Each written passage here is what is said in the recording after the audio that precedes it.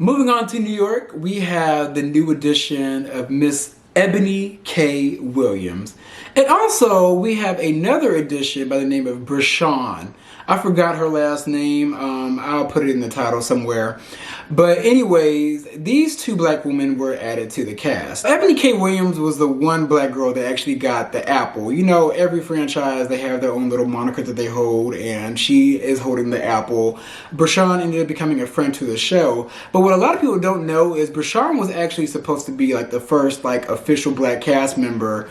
Ebony K. Williams kind of came out of nowhere. I think they were like testing Brashawn like behind the scenes or something, but then they ended up just giving the peach, not the peach. It was always easy to say the peach because the Real Housewives of Atlanta is the most popular, but they ended up giving like the full-time apple to Ebony K. Williams. Low-key, I may get into this a little later. Let me just talk about it now. Like, the girls behind the scenes don't really see it for Brashawn. Like, there's a lot of them, like, they're talking mess and feeding a lot of stories about her to the blogs about Brashawn because I don't know if she has like this overbearing personality or she's just trying to like fake it till she makes it. They're saying that she's broke, saying that she is just going to all these events using the Real Housewives name, even though she's not like an official housewife. And a lot of like the older cast are not feeling it. Now, I'm just going to go ahead and get Brashawn out the way. Brashawn, I like her. I think she's like a breath of fresh air, and she is a lot more fun to be around than Ebony K. Williams. But at the same time, y'all, not going to lie to y'all, Brashawn gives me a mammy too. And that's just what she gives. That's what she gave to me. I mean, y'all drop down in the comments and let me know how you guys feel about Brashawn. Anybody that watches The Real Housewives of New York. I'm a newbie to the franchise. I always avoided New York because mainly it was just a bunch of skinny, like malnourished white women going around New York. Like what is it to talk about? However, I ended up watching it last year because, you know, in 2020 there was like nothing on TV, and I did love The Housewives, so I'm just like, why not? When I tell y'all, this is the most ratchet, uncouth group of white women I have ever seen. Just a bunch of old white thoughts. Just a drunk mess of a time, y'all. Like, I've never had this much fun watching a Real Housewives franchise because, woo, these girls. Look, the definition of uncouth, uncouth yet classy, these girls are. I'm not arm candy. You know what? I don't shave my pussy. Only thing that is artificial or fake about me. This. I'm sick of it. I am sick of you all accusing me. I'm not. Everything else is real. Everything else. Everything else is real. I'm gonna vomit. Okay. Everything else is real. Get the leg off the table. Everything else. I mean, really. No. I'm sick of being called fake. Everything, Dorinda. You know everything, Really? don't you? So With your hand, you know everything. You know what? No, you don't know everything. No, you don't. What she's saying is... You drunken fool. You have a mugshot of your drunkenness. But yeah, back to Brashawn. I mean, she's cool. I don't really have, besides her being like a mammy to me, especially with the fact that Ramona had an issue when like Brashawn got into it with a cast member by the name of Sonia Morgan.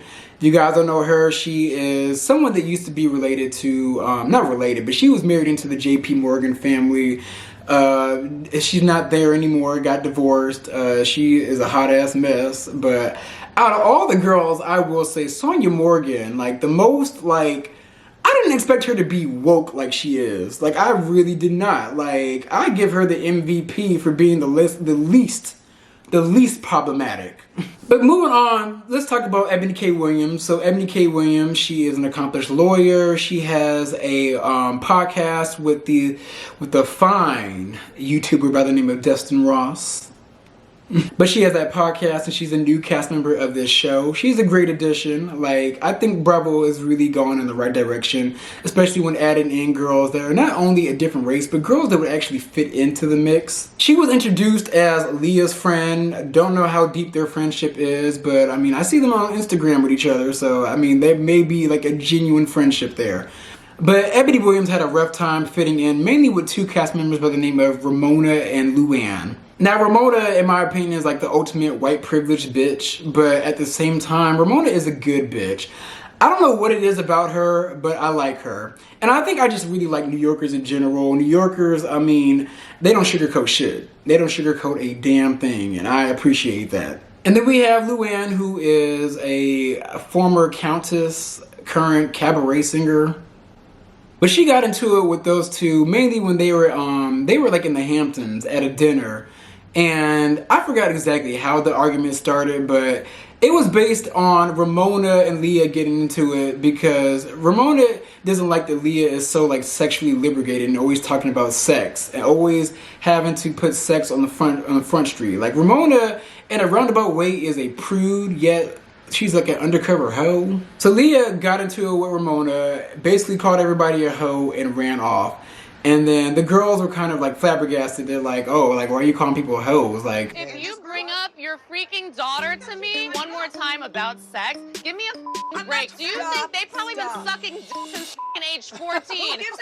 I don't remember exactly how this argument transpired, but Luann alluded to the way Leah acts was like due to her education. Correct me if I'm wrong in the comments, because I don't remember like verbatim. I'm doing all this off the top of my head. But Ebony stepped in and said, it's not about education. I'm the most educated woman at this table, and I still like to cuss and drink and bitch and moan and all that jazz. Like, so education has nothing to do with your personality traits. Luann took that as like, oh, so you're saying we're not educated? Like, how can you sit here in my own house and tell me I'm not educated? Like, she took a huge offense to that, not even listening. And then somehow Ramona jumped in, and they both kind of ganged up on her. Why are you so angry? You're an angry woman right now. I never referred to your color. Nor would I. You didn't have to. No, because you're a woman You didn't have to. Our dear friend Leah McSweetie, not 5 minutes ago, storms off in a mad dash, and we don't see her ass no more. And nobody called Leah angry. Nobody. I simply take a visceral response to something that felt deeply personal and painful to me, and I'm immediately called angry. Tell me it's not about race. And then the girls ended up patching up that argument from there on out. But over the course of the season, there was like a bunch of microaggressions discussed throughout the whole entire season up until now. For example, one of the girls calling Ebony articulate. Like, you speak very well, you're so articulate. And then you see Ramona always calling people the help. Like, always just saying the help. You know, that's Ramona. Throughout the season, it's just been a constant battle of Ebony educating the girls, having to educate them, which I'm from a point where us as black people, we don't need to educate shit. Now, granted, I understand that she's the first black woman on this show, and she wants to make her step, and she wants to like stand up for every black person in America. That's what she wants to do. And it's cool to teach the girls whenever they step out of line in terms of certain things, especially with microaggressions. However, Ebony may have taken the teaching aspect a little bit overboard. Now with Ebony, it got to a point where she had to continuously just teach the girls, even in moments where they did not even need to be taught.